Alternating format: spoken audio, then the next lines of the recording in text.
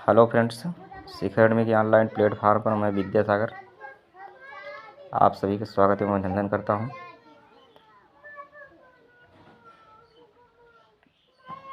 SSC GD का exam आरंभ होने वाला है। तो एसएससी जीडी एग्ज़ाम में जो हिंदी का सिलेबस है उसको हम अपने वीडियो के माध्यम से कवर करने की कोशिश कर रहे हैं।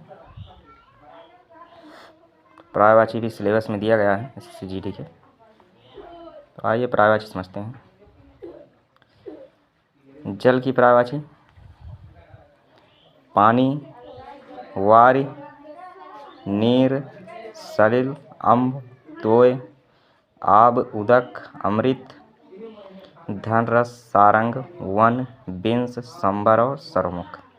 तो ये इतनी जल की पर्यायवाची हैं, जिसमें पानी, वार, नीर,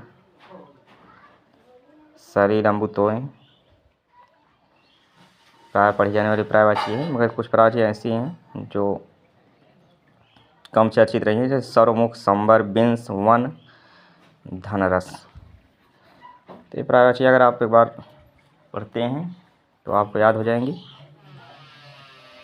इसके बाद है कमल। कमल की पर्यायवाची में उत्पल, कुवलय, इंदिवर, पदम, नलिन, सरोज, अरविंद, शतपत्र, सरसिरु, रजीव, कंज, अम्भोज, पंकज, पथोज, पुंडरीक, वारिज, सरोरु, जलज, नीरज, कोकनद, अब्ज, तामरस, पारिजात और मकरंद।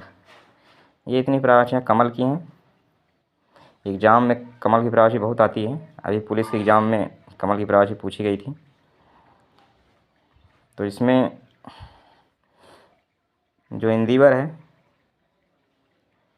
इंदिवर का अर्थ नीले कमल से होता है। पुंडरीक और अरविंद ये श्वेत कमल की पर्यायवाची हैं, जबकि ये कोकनद लाल कमल की पर्यायवाची है। ये आपको ध्यान रखना है। पारिजात भी कमल की पर्यायवाची है। अगर ये प में बड़ा ही मात्रा हो जाए, पारिजात हो जाए, तो फिर उसका अर्थ कल्प वृक्ष हो जाता है। कल्प वृक्ष एक ऐसा वृक्ष था जो इंद्रलोक में पाया जाता था। तो यहाँ पर अगर पारिजात हो जाएगा तो कल्प वृक्ष हो जाएगा, पारिजात है तो कमल की पर्यायवाची है। इसके बाद है बादल। बादल की पर्यायवाची मेघ, धर, अभ्र, जिमूत, नीरद, वारिधर, पयोधि, जलधर, जलद, बलाधर, पर्जन्य, पयोधर, सारंग। ये बादल की पर्यायवाची हैं। सारंग यहाँ बादल की पर्यायवाची में भी आया, ऊपर जल की पर्यायवाची में भी है। सारंग के सबसे ज़्यादा अर्थ होते हैं। हिंदी शब्दकोश में अगर कोई शब्द ऐसा है जिसके सबसे ज़्यादा अर्थ है तो सारंग है। बादल की पर्यायवाची में आप देख रहे हैं कई बार धर शब्द आया है, जैसे यहाँ धर अलग से है, इसके अलावा कई जगह धर लगा हुआ है। वारिधर। जल की पर्यायवाचियों में देखो धर लगा है, बलाधर, जलधर, पयोधर। तो बादल की पर्यायवाची में आपको धर देखने को मिलता है। और अगर जल की पर्यायवाची में द जोड़ दिया जाए तो बादल बनता है। तो उस आधार पर देखो कुछ पर्यायवाची हैं, जैसे जलद है, नीरद है, तोयद है, पयोधि है। तो ये सब पर्यायवाची है। अगर जल की पर्यायवाची में द जोड़ दिया जाए तो बादल की पर्यायवाची बनती है। और अगर जल की पर्यायवाची में ज जोड़ा जाए तो पर्यायवाची बन जाती है कमल की। तो यहाँ ऊपर आप देख रहे हो कि पंकज है। पंख माने कीचड़ होता है, कीचड़ से उत्पन्न है जो। वारि माने जल होता है, जल में उत्पन्न होने वाला। आब माने जल होता है, आब माने पानी या जल, और इसमें जल ज जोड़ के अब्ज बनाया गया है। इसी तरह नीर में ज जोड़ के नीरज बनाया गया है। सर माने तालाब होता है, उसमें ज जोड़ के सरोज बनाया गया है। तो जल की पर्यायवाची में अगर ज जोड़ते हैं तो कमल की पर्यायवाची बनती है। द अगर जोड़ दिया जाता है तो बादल की पर्यायवाची बनती है। अगली पर्यायवाची है सागर। सागर की पर्यायवाची है समुद्र की पर्यायवाची सिंधु है, जलधि है, जुदधि है, पारावार है, नदीस है। नदीस नदी और ईश, नदियों में जो श्रेष्ठ है, नदियों में श्रेष्ठ है, नदियों का ईश्वर किसे कहेंगे? सागर को कहेंगे। सभी नदियाँ जाकर सागर में मिलती हैं। पयोनिधि, निधि माने भंडार होता है। पय माने जल, जल का भंडार कौन? अर्थात सागर। पयोधि जल को धारण करने वाला, धी मतलब धारण करने वाला है। रत्नाकर, अर्णव, अवधि। जल की पर्यायवाची में अगर धी जोड़ा जाता है तो ये सागर की पर्यायवाची बनता है। इस आधार पे ही आप देख रहे हो अवधि, पयोधि, वारिधि, नीरधि, ये सारी प्रावाचियाँ लिखी हैं। तोयनिधि और नीरनिधि और पयोनिधि, ये सब जल के भंडार को दर्शाती हैं। पयोनिधि, नीरनिधि, तोयनिधि। अगर थोड़ा बहुत कुछ आप आइडिया लगाते हैं अलग से, इससे क्या है प्रावाचियों का याद रखना थोड़ा आसान रहेगा और एग्जाम में आने पर आप अपना आइडिया लगा के प्रावाची पकड़ सकते हो। जल धाम यानी जल का पूरा भंडार जो है। सूर्य की प्रावाची है। सूर्य की प्रावाची में दिनकर, दिवाकर, दिन करने वाला, यहाँ भी दिन करने वाला है। रवि, भानु, भास्कर, प्रभाकर, सविता, पतंग, आदित्य, अर्क, कमल, बंधु, दिनमणि, मरीचमाली, चंडास, चंडास जिसकी किरणें बहुत तेज हो ऐसा सूर्य, चंडास या मार्तंड कहलाता है। चंडास या मार्तंड कहलाता है। मरीच है हंस है या तेज राशि। मार्तंड भी सूर्य की प्रावाची होगा। ये सब जो है सूर्य की प्रावाचियाँ हैं।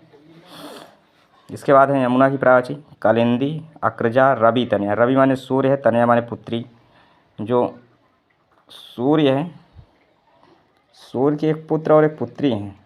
पुत्र का नाम यम है और पुत्री का नाम है यमुना।